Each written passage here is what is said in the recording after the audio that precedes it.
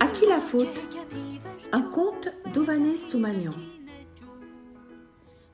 Il était une fois un homme très pauvre.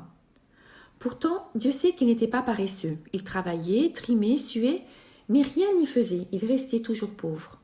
Un jour, de grand découragement, il décida d'aller trouver Dieu pour protester auprès de lui de cette injustice dont il était victime et lui demander qu'on cesserait enfin cette malchance. Il se mit en route. Chemin faisant, il rencontra un loup. « Bonjour, maître voyageur, où vas-tu ainsi ?» demanda le loup. « Je vais auprès de Dieu pour lui ouvrir mon cœur, lui faire le récit de mes malheurs et lui demander conseil. »« S'il en est ainsi, j'ai un service à te demander, dit le loup.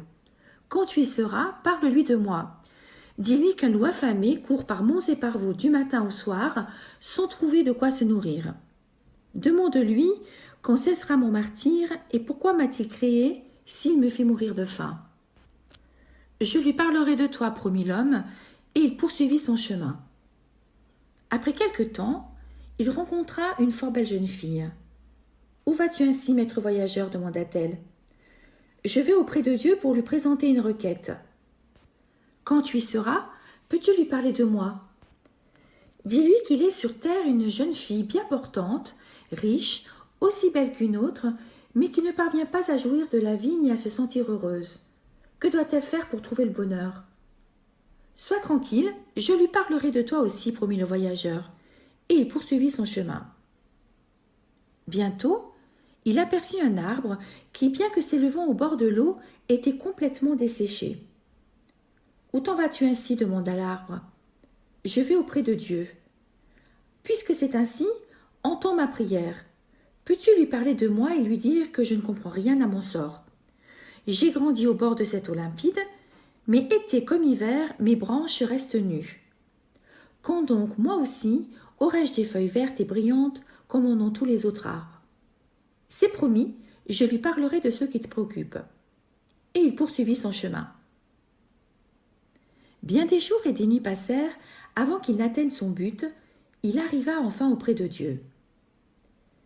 C'était un grand vieillard à la barbe et aux cheveux blancs qui était assis sur un énorme rocher. « Bonjour, dit le pauvre, et il s'immobilisa, impressionné devant lui. « Bonjour, répondit Dieu, que désires-tu » Encouragé, le malheureux s'enhardit. « On dit que tu es impartial, que tu ne favorises pas les uns en délaissant les autres. Cependant, bien que je travaille, bien que je m'épuise, mon sort est misérable. Malgré tous mes efforts, je reste pauvre et je n'arrive pas à manger à ma faim. Tandis que d'autres, qui ne se donnent pas autant de peine que moi, sont riches et mènent une vie tranquille. Où est l'égalité ? Où est la justice dans tout ceci ? Va, je te donne la chance. Désormais tu seras riche et heureux. Sache en profiter. J'ai encore à vous transmettre des demandes, Seigneur, reprit notre bonhomme, et il soumit donc les requêtes du loup affamé, de la belle et malheureuse jeune fille et de l'arbre desséché. Dieu donna les réponses appropriées à chacun des cas. Le bonhomme se confondit en remerciements et prit d'un cœur léger le chemin du retour. Quand l'arbre l'aperçut, il lui demanda « Quel message as-tu pour moi ?»« Dieu dit qu'il y a de l'or enterré sous tes racines. Tant qu'il ne sera pas ôté, tes racines ne pourront pas te nourrir et tes branches resteront sans feuillage. »« Mais c'est parfait, se réjouit l'arbre. Creuse donc et prends l'or. Nous en aurons chacun bénéfice. Toi, tu seras riche, et moi, je me couvrirai enfin de belles feuilles vertes. »« Non, je n'ai pas le temps et je suis pressé. Dieu m'a donné chance, il faut que j'aille vite la trouver. » Et il s'éloigna à grands pas. Puis il rencontra la belle et malheureuse jeune fille qui se précipita vers lui. « Alors, quelle nouvelle m'apportes-tu ? » « Dieu m'a dit que pour trouver ton bonheur, il faut que tu rencontres un compagnon de vie et partages toutes tes joies et toutes tes peines avec lui. » « Puisque c'est ainsi, deviens pour moi ce compagnon, pria la jeune fille. « Non, je n'en ai pas le temps. Dieu m'a donné la chance, il faut que j'aille la découvrir et en profiter des nôtres hommes en s'éloignant rapidement. » Le loup affamé l'attendait impatiemment au bord de la route. Dès qu'il l'aperçut, il courut vers lui. « Alors, qu'a-t-il dit ? » « Il me faut d'abord te raconter toutes les autres rencontres qui se sont produites après la nôtre. celle d'une jeune fille malheureuse, puis d'un arbre desséché et finalement les conseils de Dieu à leur attention.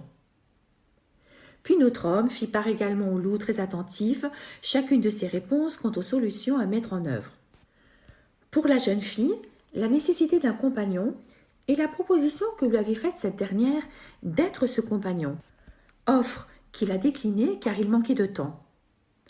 Pour l'arbre desséché, la nécessité de creuser pour ôter l'or et l'offre de l'arbre le priant de creuser la terre, ce qu'il a également refusé puisqu'il n'avait pas le temps et que la chance l'attendait ailleurs. Et pour moi, qu'a dit Dieu interroge le loup impatient. Eh bien, il a dit que tu devrais errer affamé jusqu'à ce que tu rencontres un imbécile que tu mangeras et qui apaisera ta faim. Eh bien, où veux-tu que je trouve un plus grand imbécile que toi répondit le loup qui le dévora sur le champ. C'était À qui la faute, un conte d'Ovanès Toumanian.